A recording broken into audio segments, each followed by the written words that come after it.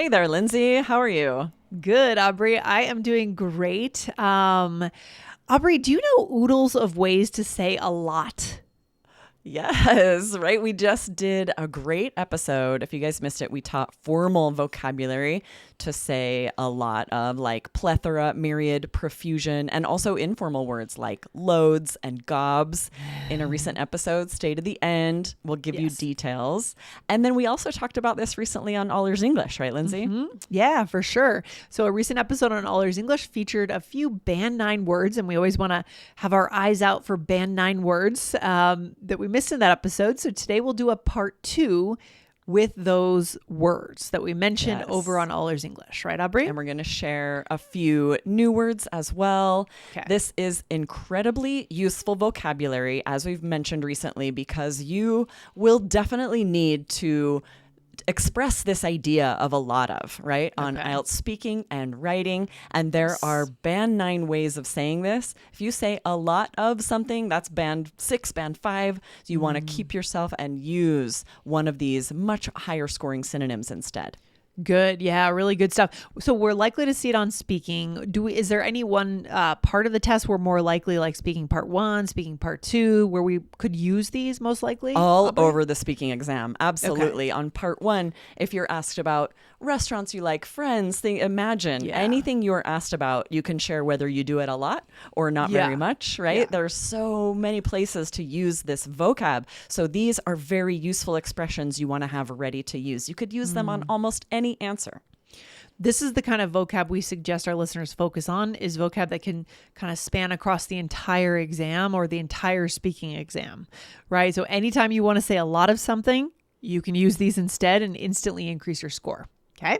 Exactly. Yeah. So let's dive in first here with slew, right? The first one, and this was shared recently on All Ears English. So for these first few words, for details, go check out that All Ears English episode. We'll give you details in a bit.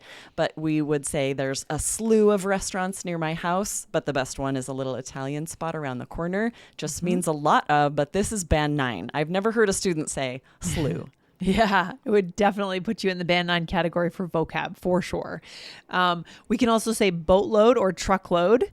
Why not busload? I don't know. It's not a thing. Just That's boatload true. or We don't say truckload. busload, but we do say boatload and truckload. I've had a boatload of different jobs. If you're asked about work, right? We moved a lot Yep. since my dad was in the military, so I wasn't able to keep any of them for long. So Right. imagine, instead of saying I've had a lot of jobs, I've had a boatload of jobs, a slew of jobs. Yep. There are Might higher be scoring ways to say that. Maybe a speaking part 1 question there about jobs you've had potentially, right? Or I read a truckload of books this year, but my favorite was a series I just finished. So do you like to read? Do you read a lot of books?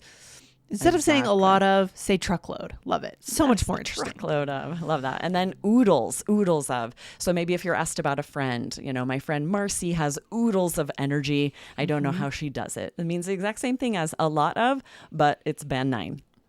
And then another one we could just easily swap in instead of a lot, a mountain of or mountains of. You can choose, right? Right. If you're asked about work, every Monday I have a mountain of tasks waiting for me. And we say it both ways. I have mountains of tasks.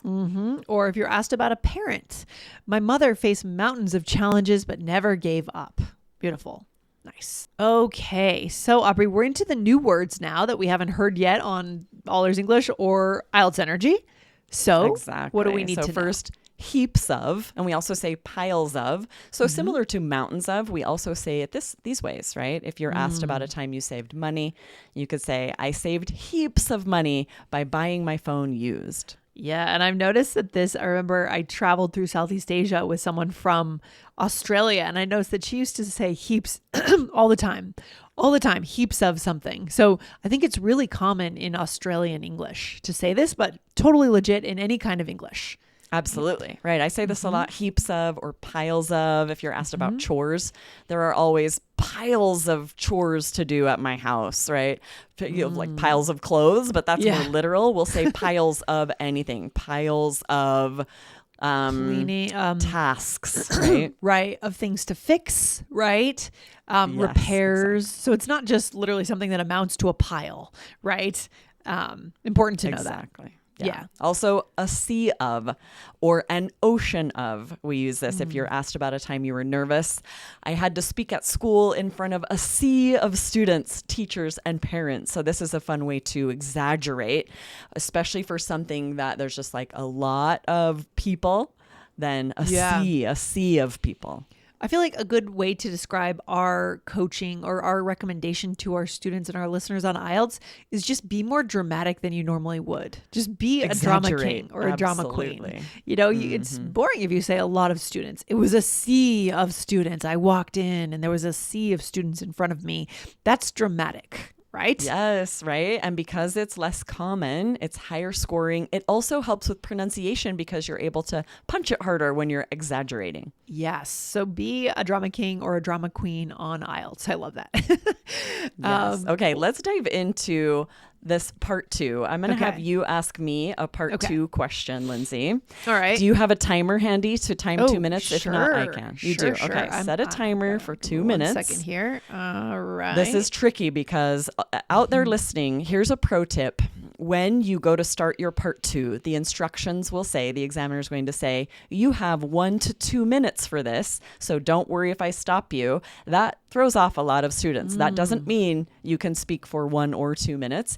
If you don't speak for that full 2 minutes, your score will go down. Your fluency and coherence score. That is so tricky. Why do they trick people? They shouldn't like that? say that. The really instruction should say you must speak for 2 minutes, but they don't tell you that. So be sure to speak for 2 minutes. All right, good. So we know better though because we listen to IELTS Energy, right? So exactly. All right, here we go, Aubrey. I'm going to ask you the question, then I'll hit the timer, and we'll see how we do. So I'm going to ask you to describe a hobby you love.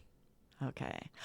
When I was a kid, there was an ocean of choices, so I had a hard time choosing a hobby when I was young.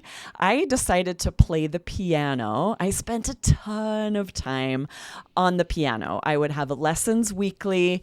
I would practice daily, at least 30 minutes, or at least I told my mom I practiced daily, but whenever I could get away with it, I didn't, because I felt like I was spending a boatload of time at the piano and there were so many other things I would rather be doing. But because I spent, so many hours at the piano, I did become quite proficient.